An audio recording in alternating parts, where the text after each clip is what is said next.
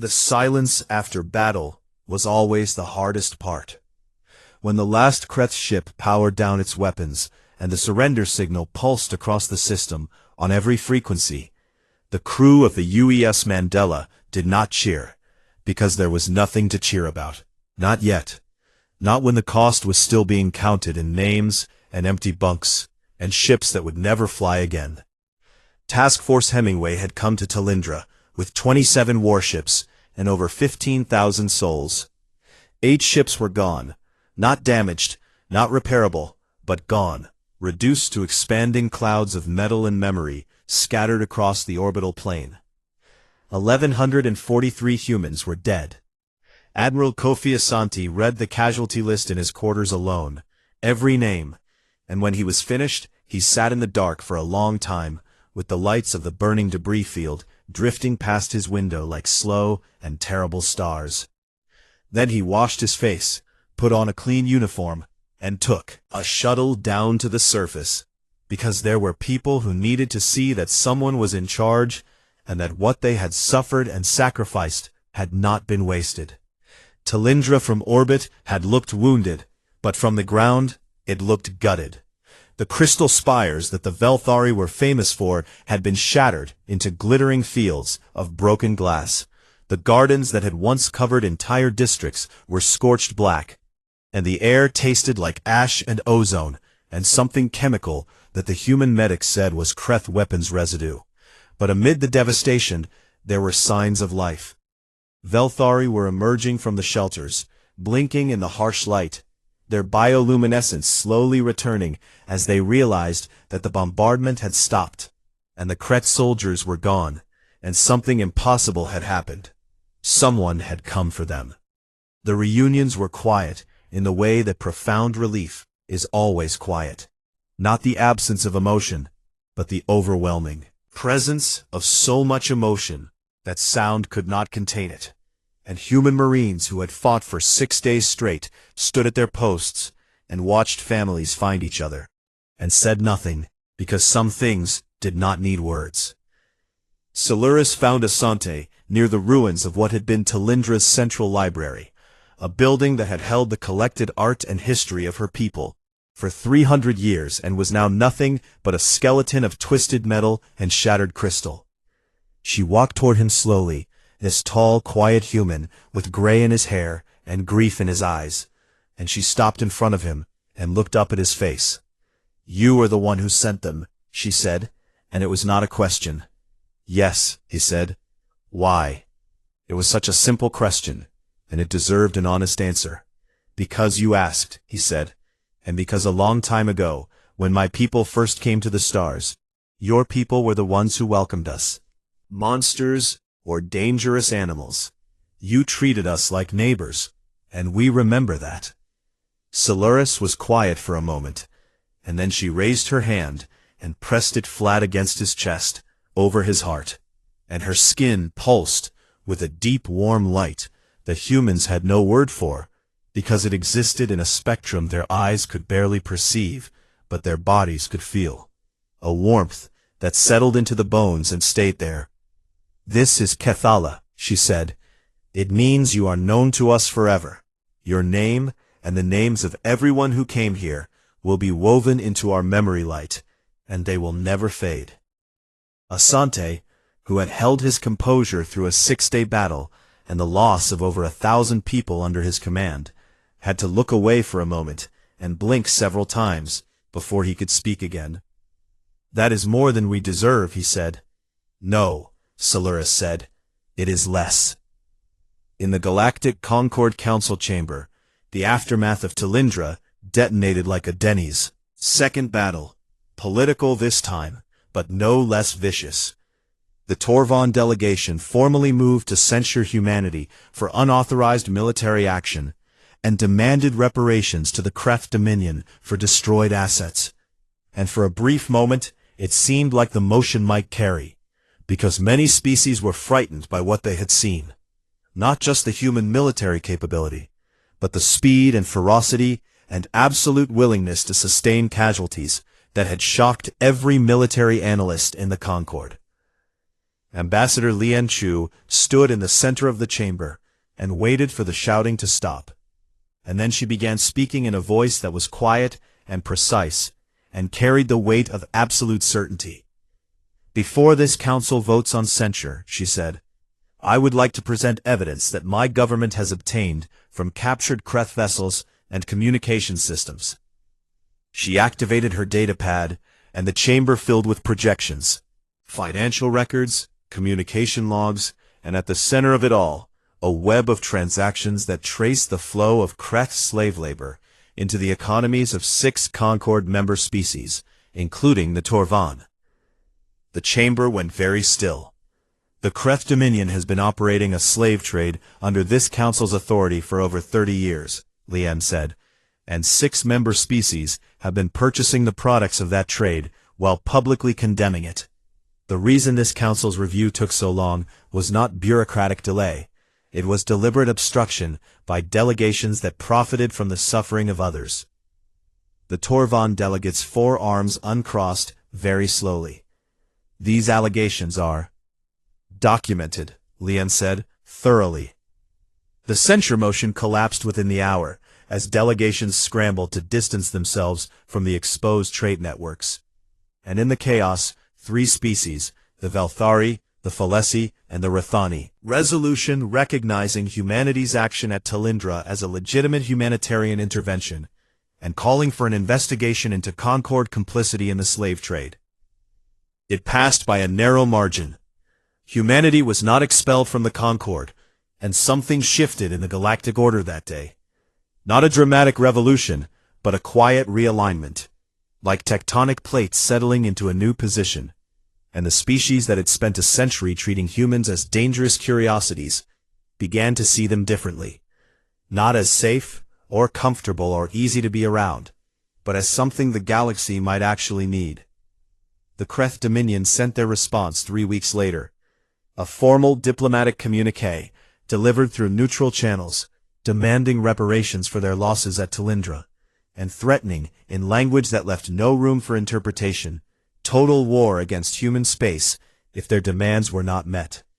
Admiral Asante was given the honor of drafting humanity's response, and he spent less than 5 minutes on it. The message was broadcast on every open channel in the galaxy, unencrypted, for everyone to hear. "To the Kreth Dominion, we know where you are, and if you touch another species under our protection, we will come to your worlds, and we will not stop." The Dominion did not reply. Their border fleets, which had been massing for a retaliatory strike, quietly withdrew to defensive positions and stayed there. And the slave ships that had been operating in the frontier systems changed course and went home. Not because the Kreth had become peaceful or merciful or good, but because they had learned something that the rest of the galaxy was still processing.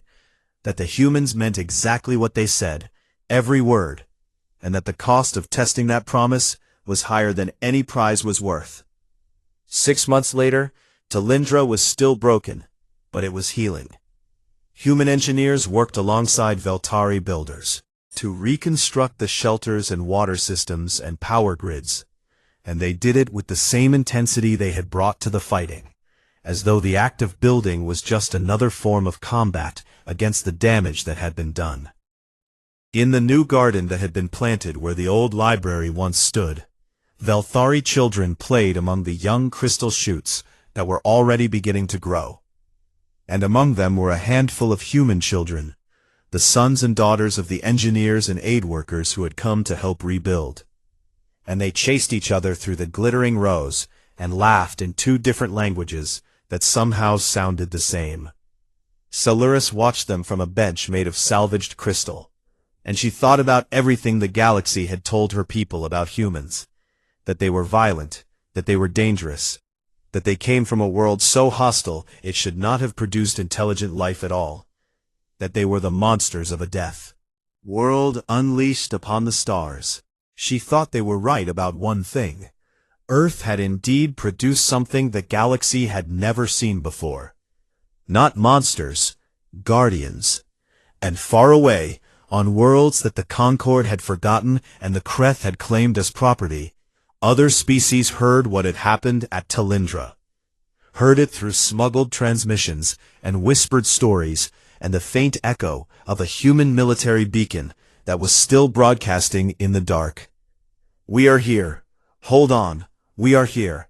And for the first time in 1,000 years, in chains and in cages and in the holds of slave ships, they dared to hope, not because salvation was certain, not because freedom was guaranteed, but because somewhere in the vast and indifferent galaxy there was a species that heard a distress signal and answered it with everything they had. The Deathworlders were listening. The battle for Talindra did not end in a single day, because real wars never do.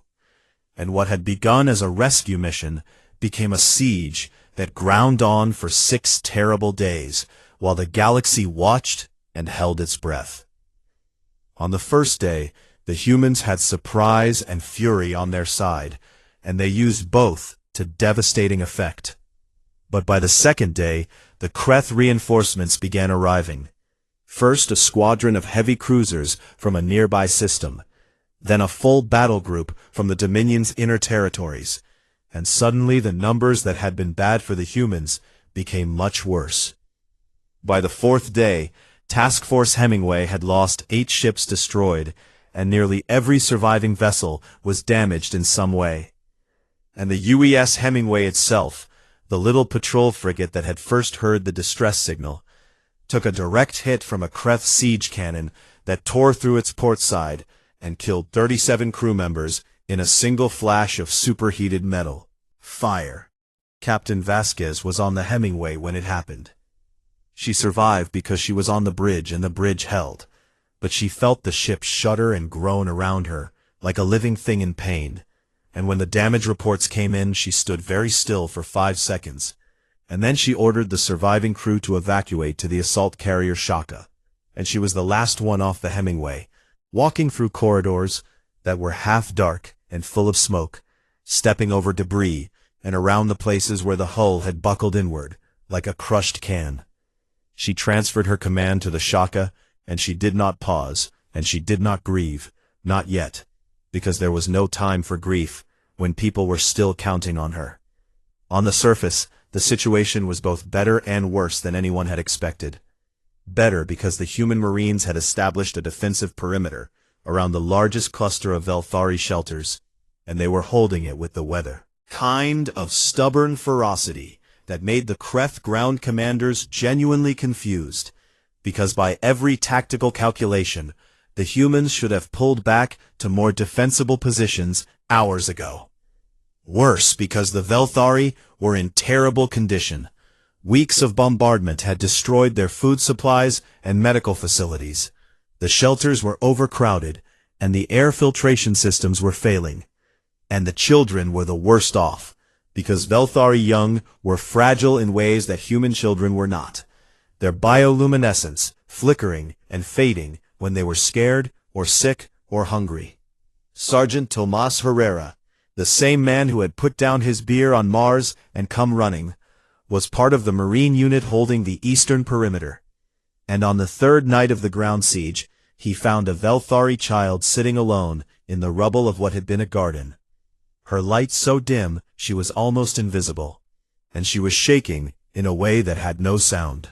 Next to her, and he did not speak because he did not know her language, and the field translator was glitching from all the electromagnetic interference. So instead he took off his armored glove and held out his bare hand and waited.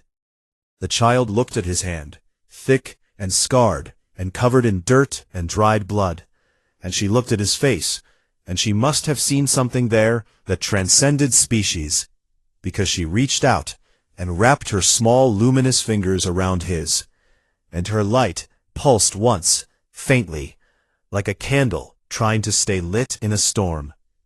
Herrera picked her up and carried her back to the shelter on his hip, and he did not put her down until he found Solaris and placed the child gently in the elder's arms.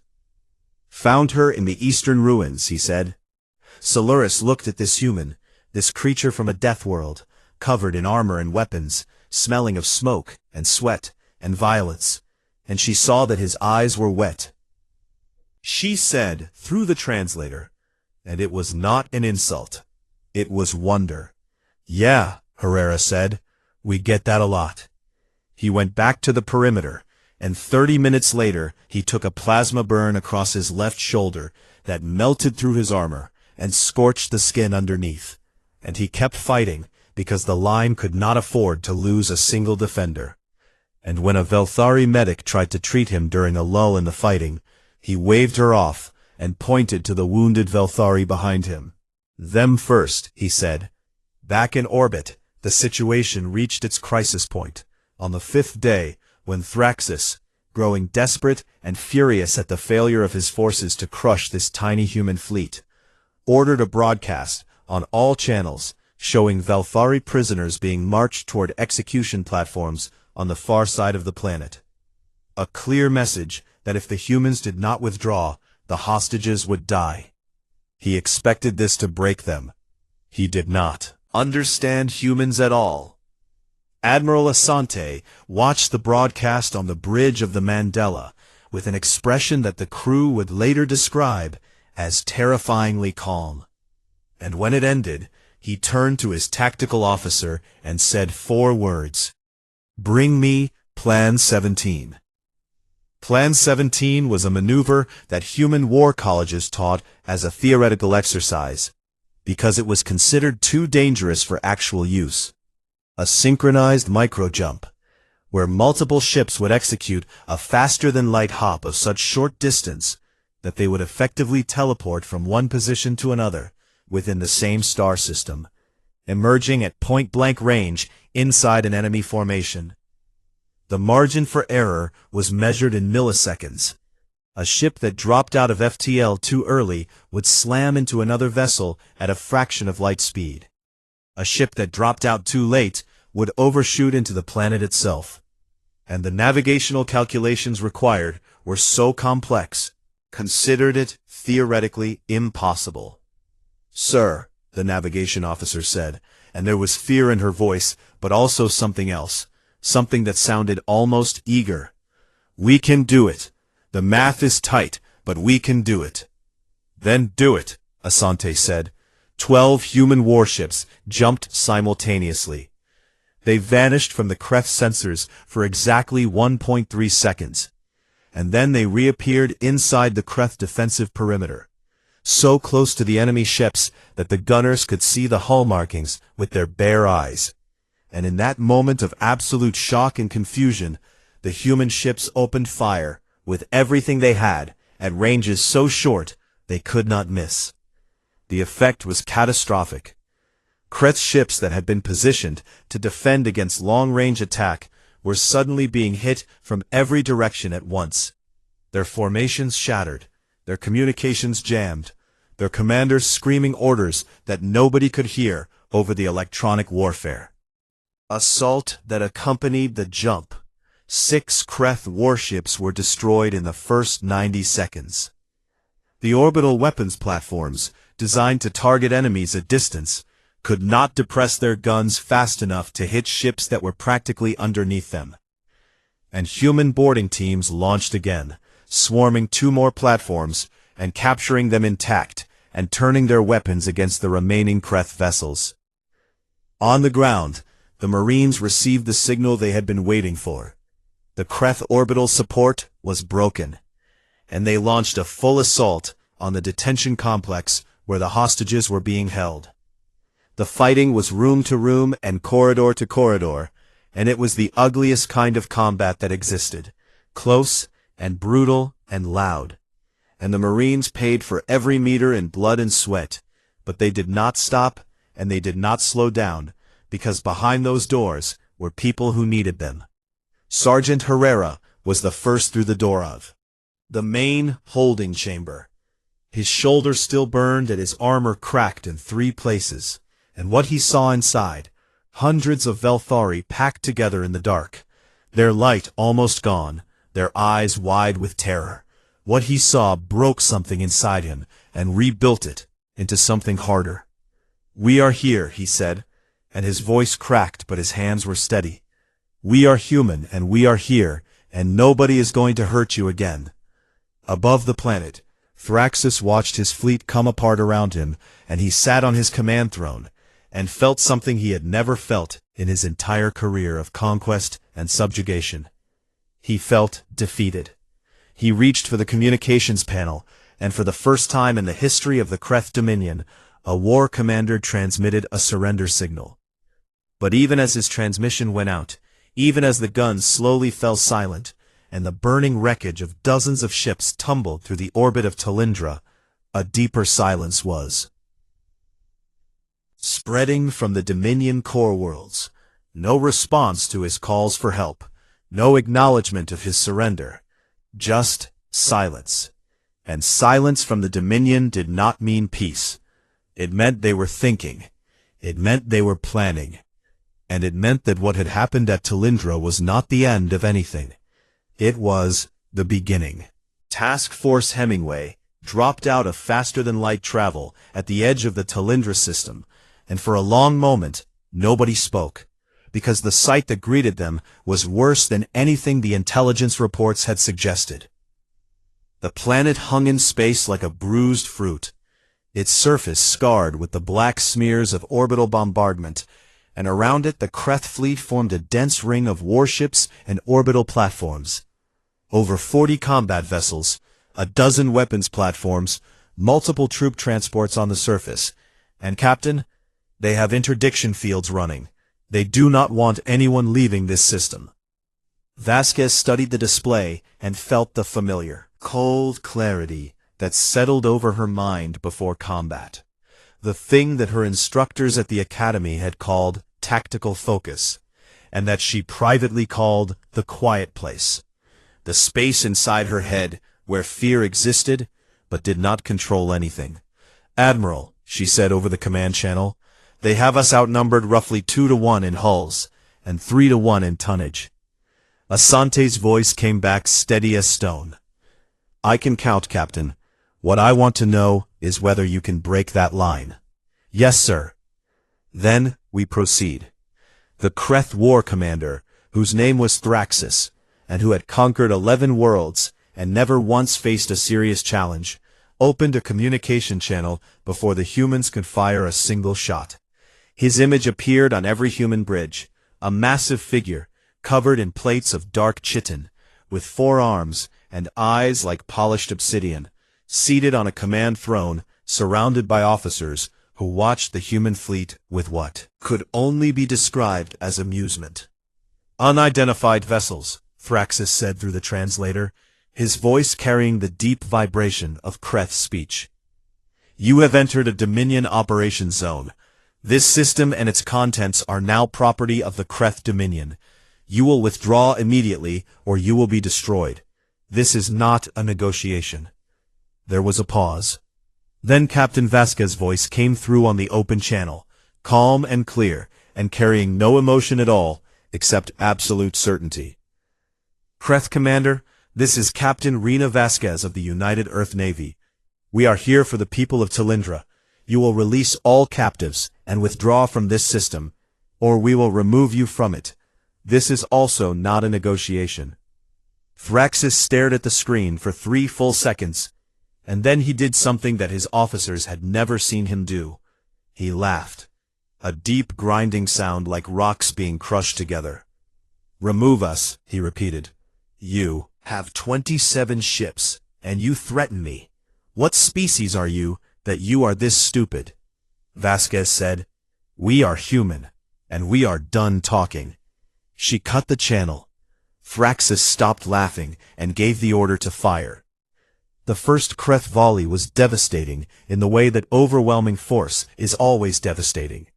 Hundreds of plasma lances and kinetic rounds screaming across the void toward the human fleet in a wall of light and metal that should have shattered them in the opening seconds. But the human ships were not where the Kreth expected them to be.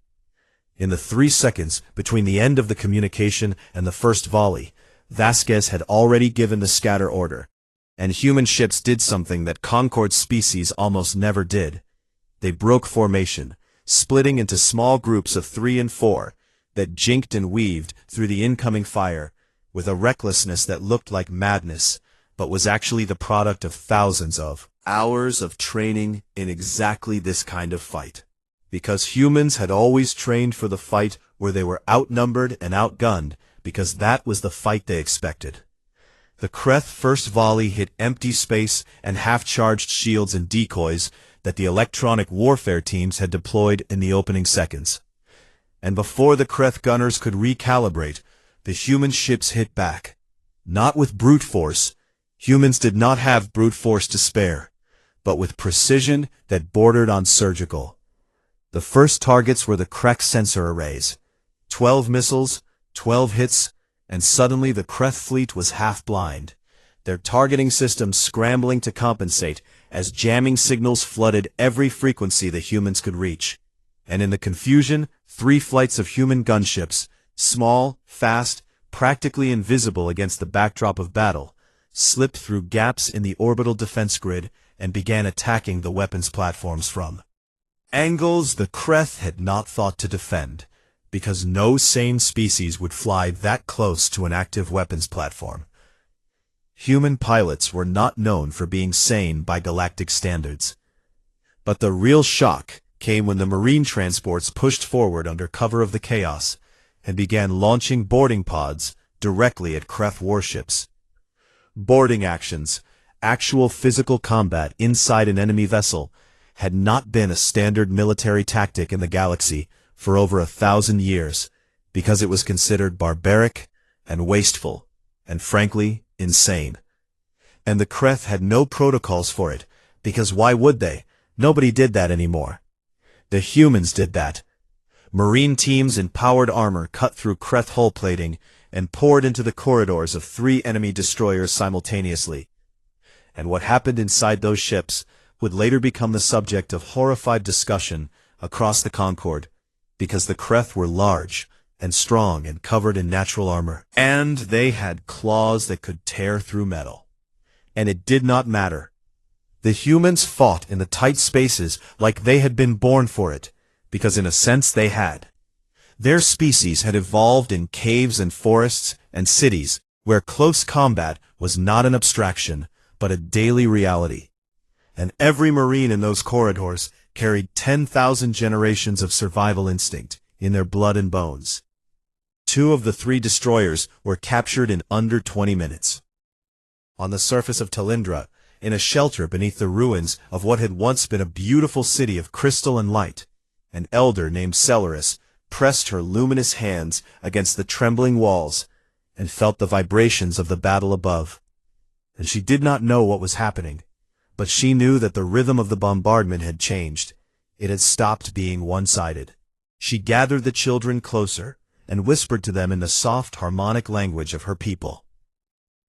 Fighting for us. Above her, the sky was full of fire and falling metal. And through it all, human drop pods began to streak downward like burning seeds. Each one carrying a squad of Marines, heading for the surface at speeds that would kill any species that had not evolved on a world where gravity was a constant enemy. The Kreth ground forces looked up and saw them coming, and for the first time, something that might have been doubt crossed their faces. Thraxus watched from the bridge of the subjugator as his tactical display filled with warning indicators and damage reports, and he realized with a cold shock that these humans were not fighting like any species he had ever encountered. They were not following patterns. They were not using standard formations. They were adapting in real time with a speed and creativity that his officers could not predict. He had lost 9 ships in the first hour. He had never lost 9 ships in an entire campaign. The order that he had never given before: pull the fleet back to a tighter defensive position around the planet, and send a priority message to the Dominion core worlds. Send reinforcements, he said, and for the first time his voice carried something that his officers did not recognize, because they had never heard it from him before. It was uncertainty, and in the space between the fleets, floating among the debris and the silence between explosions, the distress signal from Talindra was still broadcasting on its endless loop. But now there was a new signal beside it, a human military beacon, strong and clear and repeating a simple message to anyone who could hear it: We are here. Hold on. We are here. The mobilization happened faster than anyone expected. Faster than the Concorde thought possible. Faster than even Admiral Asante had planned for. And that was because the military was only half of it. The other half was everyone else. On Mars, Sergeant First Class Tomás Herrera was 3 beers into a quiet evening at a bar called the Red Dust when his communicator buzzed with a recall order, and he looked at it and put his drink down and was out the door before the foam had settled. And 17 other soldiers in that same bar did the exact same thing within the next 2 minutes, without a single word spoken between them, because they all saw the same word on their screens and they all knew what it meant. On Ceres, Chief Engineer Priya Nair walked into the mothball yard where decommissioned warships floated in rows like metal tombstones, and she put her hand on the hull of the UES Achilles and said, "Wake up, old girl." And then she called her team, and they worked for 36 straight hours, pulling systems online, and loading ammunition, and running diagnostics on engines that had not fired in a decade. And when someone from the Concorde Oversight Board sent a message asking why a supposedly deactivated warship was showing active power signatures, Priya did not respond because she was busy and she did not care. On Earth, in a small apartment in Buenos Aires, a retired pilot named Gabriel Mwangi received a one-word message from a friend who still had connections, Talindra, and he sat very still for a long time, looking at the word on his screen, and then he stood up and opened the closet where he kept his flight suit, and he put it on, and it still fit, and he walked out of his apartment, and caught a shuttle to the nearest orbital station, and he did not look back. This was happening everywhere. Civilian cargo haulers volunteered to run supply lines, medical ships diverted from routine routes, communication specialists offered to set up relay networks, and a group of retired intelligence officers who called themselves the Grey Wolves sent Admiral Asante a detailed analysis of Kreth fleet patterns and defensive weaknesses that was so thorough he briefly wondered if they had ever actually retired at all. The Concorde noticed. They noticed because it was impossible not to notice. Human ships were moving in numbers that the galaxy had not seen since the Unification Wars a century ago, and the sensor networks that monitored human space began lighting up like festival lanterns, and within hours, the Galactic Concorde Council demanded answers. Ambassador Lian Chu was the one who had to provide them. She stood in the great circular chamber of the Council on Station Meridian, a structure so large it had its own weather systems, surrounded by representatives of 47 spacefaring species, most of whom were looking at her with expressions that ranged from concern to outright hostility. Delegate spoke first, his forearms folded in the gesture that meant formal disapproval among his kind. Ambassador Chu, the Council has observed a significant and unauthorized mobilization of human military assets across multiple sectors. We demand an immediate explanation and an immediate stand-down order. Lian Chu was a small woman with silver hair and eyes that gave away absolutely nothing, and she had been a diplomat for 40 years, which meant she had spent 40 years being underestimated by species who confused quietness with weakness. The human government is responding to a verified distress signal from the Velthari colony of Talindra, she said, her voice carrying perfectly in the chamber's acoustics. A colony of approximately 4 million civilians, currently under assault by forces of the Kreth Dominion, a known hostile entity engaged in the illegal practice of mass enslavement.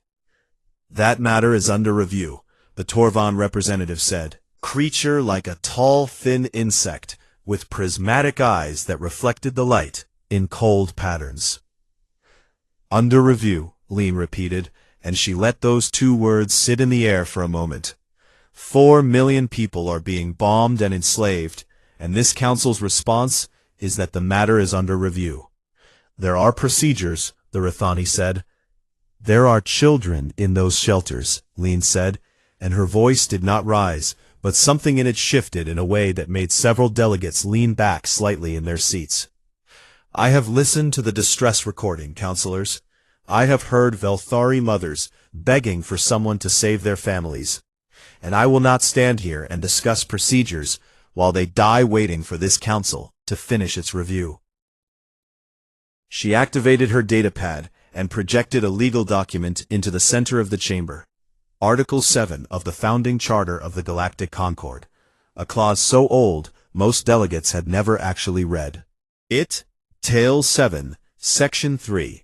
Any member species may take unilateral action to preserve sapient life in the event of imminent and catastrophic threat, when the Council is unable or unwilling to act in a timely manner, she read. Humanity is invoking this clause, effective immediately. The chamber erupted. Delegates shouted. Translators struggled to keep up. And the Torvan representative called it an act of aggression, disguised as charity. And a Falesi diplomat quietly left the chamber to send a private message to her government, recommending they say nothing and watch what happened. In the chaos, a single delegate approached Lian as she gathered her things. Ambassador Vacian of the Velthari, a tall, luminous being whose skin pulsed with soft blue light that humans had always found beautiful. Ambassador Chu, Vacian said, and his voice trembled with the harmonic resonance of deep emotion. I have been instructed by my government to formally request that humanity cease its mobilization, as it may provoke further aggression. He paused. I have also been instructed, privately, by the families of those on Talindra, to tell you something else. What is that? Lian asked. Hurry. Lian nodded once and walked out of the chamber. 3 hours later, Task Force Hemingway, 27 warships, 12 support vessels, 6 marine transports, and over 15,000 personnel jumped to faster-than-light speed on a direct course for the Talindra system.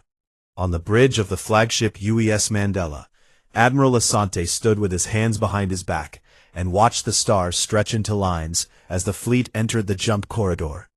And beside him, Captain Vasquez was already reviewing tactical scenarios on her datapad because she had transferred from the Hemingway to lead the Vanguard Assault Group. The Concorde will not forgive this easily, Vasquez said without looking up. No, agreed. But if we fail, then we fail having done the right thing, and that is a better fate than succeeding at doing nothing. Far ahead of them, in the Talindra system, the Kreth Dominion fleet hung in orbit like a ring of iron around a wounded world, and the war commander aboard the flagship subjugator received a report that a human fleet was inbound, and he pulled up the Concorde database entry on humanity and read it carefully, and then he dismissed it with a flick of his clawed hand. Minor species, restricted military capacity, no significant combat record against a real opponent.